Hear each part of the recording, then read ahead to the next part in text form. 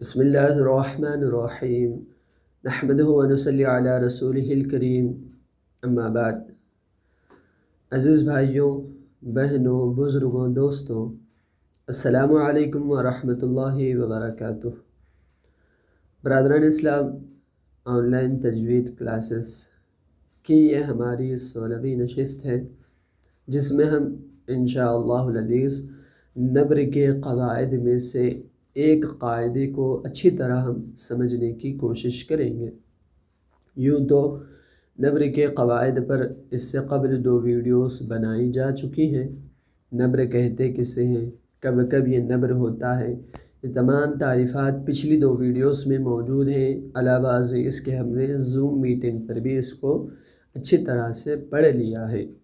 اب اسی بات کا خلاصہ ہماری اس ویڈیو میں انشاءاللہ العزیز بیان ہوگا۔ تو جو نئے احباب ہیں ان سے گزارش ہے کہ اولاً تو ہمارے اس آفیشیل یوٹیوب چینل رہنمائے حق کو سبسکرائب کر لیں، ساتھ ہی ساتھ لائک بٹن بھی دبا دیں اور اپنی نوٹیفیکیشن بیل کو بھی کلک کرنا نہ بھولیں۔ ساتھ ہی ساتھ نیچے ڈسکرپشن میں لنکس موجود ہیں، سابقہ ویڈیوز کو بھی دیکھیں تاکہ علم تجوید کا ایک اچھا علم آپ کے پاس محفوظ ہو جائے، چونکہ ہم ہمیشہ ہر ویڈیو میں لکھنے کی تاکید کرواتے ہیں۔ تو اب اگر آپ یہ ویڈیو دیکھ ہی رہے ہیں تو نئے احباب ہوں یا ہمارے کل کے زوم میٹنگ میں تشریف لانے والے بھائی بہن ہوں یا جو بھی ہوں، آپ تمام سامعین و ناظرین سے ہماری دل کی عمیق گہرائیوں سے گزارش ہے کہ ان قواعد کو لکھ لیا کریں، چونکہ یہ عمومی تجوید کی جو بیسک بنیادی کتابیں ہوتی ہے اس میں بھی آپ کو یہ قواعد نہیں ملیں گے، یوٹیوب پر بھی آپ کو اردو زبان میں نبر کے قواعد نہیں ملیں گے، اور نبر کے قواعد کو ہمیں سوچنا، یہ سیکھنا اور سمجھنا بھی ضروری ہے، تو لہذا اس کو لکھ کر یاد ہی کر لیا کریں۔ دیگر قواعد پھر بھی آپ کو بیسک سے بیسک کتابیں بھی مل جائیں گے، نون ساکن تنوین کے یا میم ساکن کے یا وقفوں کے، لیکن یہ نبر کے قواعد نہیں ملیں گے، تو اس لیے اس کو اچھی طرح آپ لوگ سنیں اور نوٹ کر لیں اور لکھ لیا کریں۔ بہرحال اب اس تمیدی گفتگو کے بعد آئیں، نبر کا ہمارا تیسرا قاعدہ چل رہا ہے، اچھی طرح ذہن نشین کر لیں۔ نبر کہتے کسے ہیں، کسی بھی ایک مخصوص جملے میں کسی ایک حرف کی آواز کو بڑھا دینا نبر کہلاتا ہے۔ نبر کی 2 تعریف میں ہم نے 2 مثالیں پڑھ لی ہیں۔ پہلی مثال میں ہم نے جو کہ ثابت وقفاً وصلاً تھا، یا اور واو مشدد ہو بشرطے کہ نون ساکن ان کے پہلے نہ ہو، تو ہم نے پڑھا تھا کہ نبر ہوتا ہے، مد لازم میں نبر ہوتا ہے۔ پہلی مثال میں ہم نے یہ باتیں پڑھ لی۔ اس کے ساتھ ساتھ ہمیں ثابت وقفاً و ساقط وصلاً بھی ہم نے پڑھ لیا، جس میں کہ 2 مثالیں ہم نے اس میں بھی پڑھنے کی کوشش کری کہ وقف کرتے ہیں تو نبر ہوگا، اور وہ تھے حروف مدہ، حروف لینا کے بعد حمزہ آئے گا تو نبر ہوگا۔ اسی کے ساتھ ساتھ ایک اور مثال ہم نے وقف کے حرف موقوف علیہ مشدد ہوگا تو نبر ہوگا۔ یہ اب تک کی تمام گزشتہ باتوں کی بطور خلاصتاً ہم یہ باتیں عرض کر رہے تھے۔ اب آئیں ہم اصل موضوع کی جانب آگے بڑھتے ہیں۔ تو آج کی تیسری قسم ہے نبر کی، جو کہ کہلاتی ہے ثابت وصلاً و ساقط وصلاً وقفاً۔ لکھ لیں، ممکن ہے آپ کو اسکرین پہ دکھ رہا ہو، ثابت وصلاً ملا کر پڑھتے ہیں تو نبر ہوگا، و ساقط وقفاً اگر ٹھہر جاتے ہیں تو نبر نہیں ہوگا۔ پہلے کیا تھا، ملا کر پڑھوں یا چاہے ٹھہر جاؤں، ہر 2 صورتحال میں نبر ہوگا۔ دوسری قسم میں ہم نے پڑھا کہ اگر ٹھہر جاتے ہیں تو ہی نبر ہوتا ہے، ملا کر پڑھ لیں تو نبر نہیں ہوتا۔ تیسری قسم میں ہم یہ پڑھ رہے ہیں کہ ملا کر پڑھتے ہیں تو نبر ہوتا ہے، اگر ٹھہر جاتے ہیں تو پھر نبر نہیں ہوگا۔ نبر کیا ہے، آواز کو بلند کرنا کسی ایک مخصوص حرف کی۔ اب تیسری قسم کی بھی ہم 2 مثالیں پڑھیں گے۔ تو سب سے پہلی مثال ہے نبر کی تیسری قسم کی پہلی مثال یہ ہے کہ اگر واو لین مدغم ہو تو نبر ہوگا۔ سب سے پہلے سمجھ لیں واو لین، پہلے تو یہ لکھ لیں، تیسرے نبر کی تیسری قسم کی پہلی مثال، اگر واو لین مدغم ہوگا تو نبر ہوگا، واو لین مدغم ہوگا تو نبر ہوگا۔ اب سب سے پہلے آپ سمجھیں واو لین کسے کہتے ہیں۔ بارہا ہم اپنی کلاسز میں اس کو پڑھ چکے ہیں، ایسا واو جزم والی واو جس سے پہلے زبر ہو، ایسی جزم والی واو جس سے پہلے پیش ہو تو وہ واو مد کہلاتا ہے، اور اگر واو سے پہلے جزم والے واو سے پہلے واو ساکنہ سے پہلے اگر فتحہ ہو زبر ہو تو وہ واو لین کہلاتا ہے۔ تو واو لین کے بعد اگر کوئی حرف آ رہا ہے اور اس واو لین کو آگے آنے والے حرف میں ادغام کر دیا جا رہا ہے، اس حرف کو آگے والے حرف سے ملا دیا جا رہا ہے، اس حرف کا ادغام سامنے والے حرف میں ہو رہا ہے، تو چونکہ اس کا ادغام ہو رہا ہے، اس کو اس سے مرج کیا جا رہا ہے، تو یہ مدغم ہے۔ تو واو لین اگر مدغم ہوتا ہے، واو لین کو سامنے والے سے جڑا دیا جاتا ہے، مرج کر دیا جاتا ہے، اس کو اس میں ادغام کر دیا جاتا ہے، ملا دیا جاتا ہے، تو نبر ہوتا ہے۔ اب آپ اس کی مثال اسکرین پر دیکھیں، قرآن پاک کی ایک آیت ہے سورۃ البقرہ کی، عصوا وكانوا يعتدون۔ تو اب یہاں پر واولین ہے، ہماری آواز ممکن ہے آپ کو بہت الگ محسوس ہو رہی ہو، طبیعت کا فالٹ ہے، آج ایڈجسٹ کر لے، کل بھی اسی طرح تھی۔ تو بہرحال عصوا وكانوا، اب یہاں پر آپ غور کریں، عصوا وكانوا يعتدون، ہم پڑھتے ہیں تو یہ وداؤٹ نبر ہے، عصوا وكانوا يعتدون، لیکن عصوا وكانوا اس میں واو کی آواز بڑھ جاتی ہے۔ تو ہم نے پڑھا ہے کہ واو لین مدغم ہو، ایک واو کو دوسرے واو میں، اب یہاں پر آپ دیکھیں، پہلے ہے آئین، پھر ہے صاد، واو زبر سو، عصوا، واو زبر و، عصوا، حالانکہ واو جو مشدد واو ہے، مشدد ہوگا تو ہی ادغام ہوگا، تو وہ جو مشدد واو ہے اس میں بھی دو واو ہیں، ایک جزم والی واو ہے اور ایک زبر والی جو کہ مفتوح ہے، واو والی واو وکانو میں۔ تو یہاں کے پہلے واو کو سب سے پہلے جزم والی واو میں ادغام کر دیا جا رہا ہے، عصوا بن رہا ہے، اجتماع ساکنین کی وجہ سے اس واو کو بھی اس میں ادغام کر دیا جا رہا ہے۔ پہلے تو اجتماع ساکنین تو ہو ہی رہے ہیں، یہ مل ہی جا رہے ہیں، گویا کہ عام الفاظ میں اگر آپ سمجھیں تو پہلے والے واو کو دوسرے والے واو میں ملا دیا جا رہا ہے۔ تین واو یہاں پر موجود ہیں لیکن دو واو کو ہی ہم پڑھنے والے ہیں، تو وہ ہو جائے گا عصوا وكانوا نبر کے ساتھ۔ اگر ہم وداؤٹ نبر پڑھتے ہیں تو عصوا وكانوا يعتدون، تو فرق آ جاتا ہے۔ تو تیسرے ٹرم کی تیسری قسم کی پہلی مثال یہ ہے کہ اگر واو لین مدغم ہوگا تو نبر ہوگا۔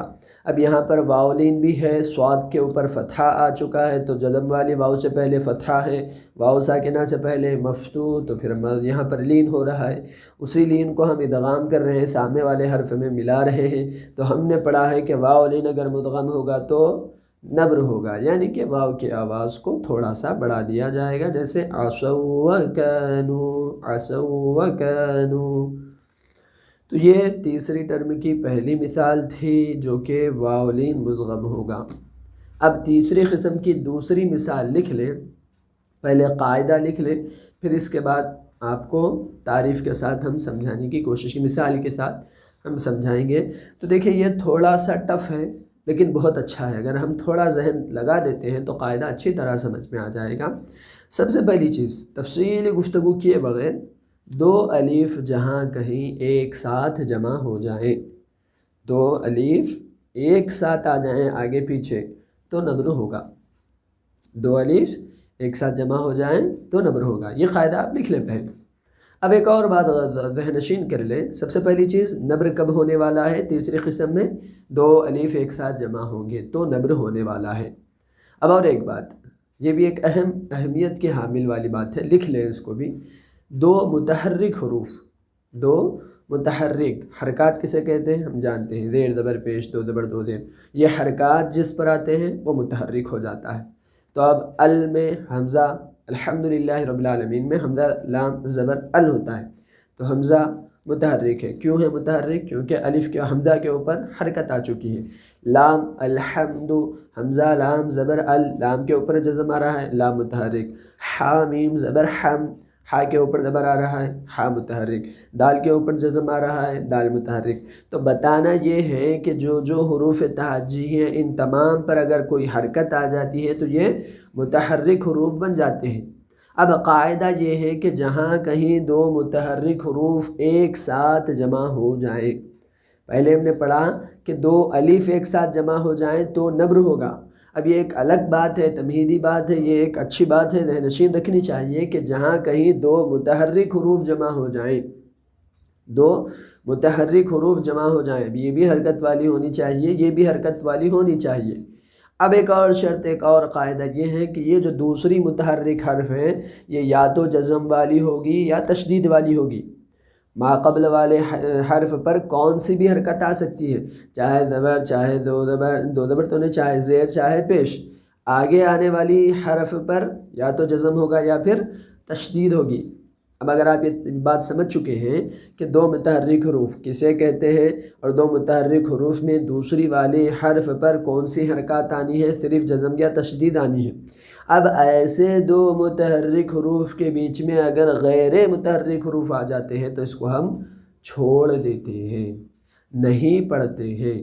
جیسے کہ آپ ایک مثال یہاں دیکھ لیں، فا الف دال زبر، دیکھا جائے در حقیقت ہے تو الف سے پہلے زبر آ رہا ہے تو الف مد ہونا چاہیے، فا الف زبر فا، دال زبر دا، فا دا ہونا چاہیے، لیکن یہاں چونکہ دال کے اوپر جزم ہے اور ہم نے پڑھا کہ دو متحرک حروف، اب یہاں پر فا کے اوپر فتحہ ہے، فا متحرک ہو گیا، پھر دال کے اوپر جزم آیا ہے، دال بھی متحرک ہو گیا۔ ایک اور کنڈیشن ہم نے یہ پڑھی تھی کہ آگے آنے والی حرف پر جو حرکت ہوگی وہ یا تو جزم ہوگی یا پھر تشدید ہوگی، تو اب یہاں پر جزم ہے تو یہ قاعدے کے مطابق تو بالکل بیٹھ گیا ہے، اور ایک قاعدہ حرف مد کا بھی ہے، تو اب حرف مد کریں گے یا گرا دیں گے، الف کو پڑھیں گے یا نہیں پڑھیں گے، تو کہتے ہیں نہیں پڑھیں گے، چونکہ دو متحرک حروف میں پہلے والا متحرک بھی ہے، دوسرے والا بھی متحرک ہے، ماس کے وہ مشدد بھی یا پھر ساکن میں سے ایک ساکن ہے، تو لہذا اس کو فاد نہیں بلکہ فد پڑھیں گے، فد فد، الف کو ہم چھوڑ دیں گے۔ اگر آپ یہ مثال سمجھ چکے ہیں، اب آتا ہے اصل نبر کا قاعدہ۔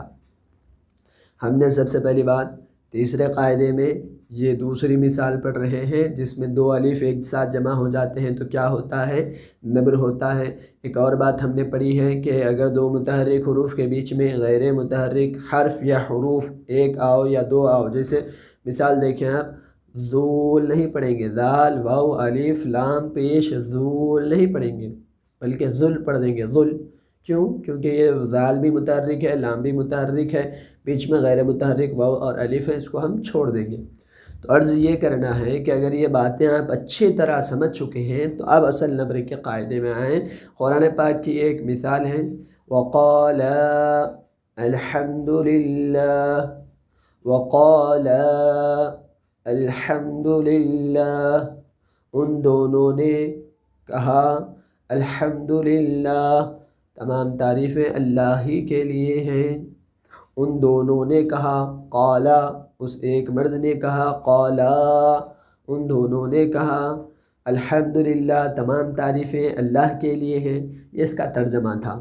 اب دیکھیں، وقالا میں ایک الف ہے، لام الف زبر لا، پھر اس کے بعد ایک الف ہے، پھر اس کے بعد لام متحرک، وہ بھی ساکن ہے، تو ظاہر ہے اب یہ دو الف کو ہم کیا کریں گے، گرا دیں گے، نہیں پڑھیں گے۔ تو ایک خرابی یہ آ جائے گی کہ عربی میں قالا واحد کے لیے آتا ہے اور قالا تثنیہ کے لیے آتا ہے، دونوں کے لیے آتا ہے۔ ان دونوں نے کہا، اب اگر ہم قالا کو قالا الحمدللہ پڑھتے ہیں نا تو واحد بن جاتا ہے، تثنیہ سے واحد ہو جائے گا، یعنی اسے ایک مرد نے کہا کہ تمام تعریف اللہ کے لیے، یعنی کہ اس نے اللہ کی تعریف بیان کی، یہ معنی ہو جائیں گے۔ حالانکہ یہاں تو دونوں نے اللہ کی تعریف بیان کی، یہ بات بتانا چاہ رہے ہیں۔ تو اگر آپ الف کو گرا دیں گے تو یہ معنی ہو جائیں گے۔ اب قاعدہ تو ہم نے پڑھا ہے کہ دو متحرک حروف کے بیچ میں اگر غیر متحرک حروف آئیں تو چھوڑ دیں گے، تو لام بھی متحرک ہے، اس کے بعد آنے والا لام بھی متحرک ہے، وہ بھی جزم کے ساتھ ہی ہے۔ اب یہ دو الف کو تو ہمیں چھوڑنا ہے، دو الف کو اگر ہم چھوڑ دیتے ہیں تو پڑھیں گے وقال الحمدللہ وداؤٹ نبر۔ اگر ہم یہاں نبر کر لیتے ہیں، چونکہ ہم نے پڑھا تھا کہ دو الف جہاں یکجا جمع ہو جائیں، ایک ساتھ آ جائیں، لام کے بعد ایک الف آ رہا ہے، لام ساکن سے پہلے ایک الف آ رہا ہے، دو الف یک ساتھ جمع ہو چکے ہیں، پہلے لام کو دوسرے لام سے ملا دیں گے تو یہاں پر بھی نبر ہوگا، اور جب نبر ہوگا تو آواز کو بلند کیا جائے گا اور پڑھیں گے وقال الحمدللہ، وقال الحمدللہ، نبر کر لیتے ہیں تو اس بات کی ہم گواہی دیتے ہیں کہ یہاں واحد نہیں تثنیہ کا صیغہ ہے، لیکن دو متحرک حروف کے بیچ میں غیر متحرک حروف آ رہے ہیں، اس لیے ہم ایک الف کو چھوڑ رہے ہیں۔ در حقیقت یہ وقال الحمدللہ ہے، لیکن ہم نبر کے ساتھ پڑھیں گے وقال الحمدللہ۔ تو یہ ہے نبر کے قاعدے کی دوسری مثال، جہاں کہیں دو الف ایک ساتھ جمع ہو جائیں تو سمجھ جانا وہاں پر نبر ہوگا۔ جیسے فلما ذاق الشجرۃ، ذاق الشجرۃ، ذاقا الشجرۃ، ذاقا، قا، قاف الف زبر قا، حمزہ شین زبر اش، ذاقا اش، قاف کے بعد ایک الف، شین سے پہلے ایک الف اور لام بھی ہے، دو متحرک حروف ہیں، پہلا بھی ہے قاف کے اوپر فتحہ، دوسرا ہے مشدد والا شین، اور یہاں پر تو لام تعریف کا ادغام بھی ہو ہی جائے گا، حروف شمسیہ میں سے ایک حرف آ رہا ہے اور لام کو ہم چھوڑتے ہیں، وہ بہرحال الگ قاعدہ ہے۔ اب یہاں دیکھنا یہ ہے کہ یہاں دو الف جمع ہوئے ہیں یا نہیں، قاف کے بعد ایک الف جمع ہوا ہے اور لام سے پہلے ایک الف جمع ہوا ہے، تو جہاں دو الف جمع ہو جاتے ہیں وہاں نبر ہوتا ہے۔ تو اب ہم اس کو فلما ذاقا الشجرہ تو نہیں پڑھ سکتے، تو ذاق الشجرۃ پڑھیں گے تو تثنیہ سے واحد کا صیغہ ثابت ہوگا، اسی لیے نبر کر کے پڑھیں گے فلما ذاق الشجرۃ، ذاق الشجرۃ۔ تو امید کرتے ہیں کہ آپ حضرات کو نبر کے قواعد اچھی طرح سمجھ آ رہے ہوں گے۔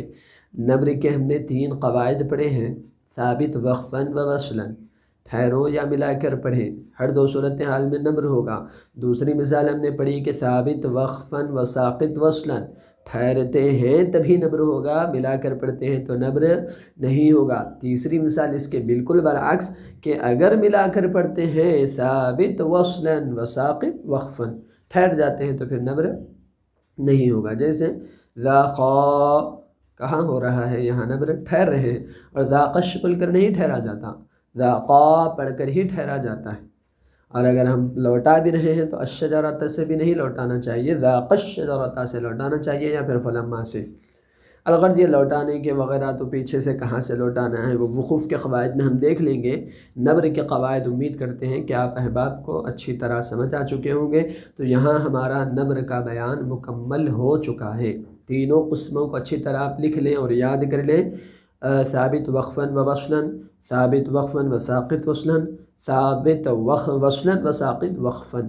یہ 3 مثالیں ہیں نبر کی۔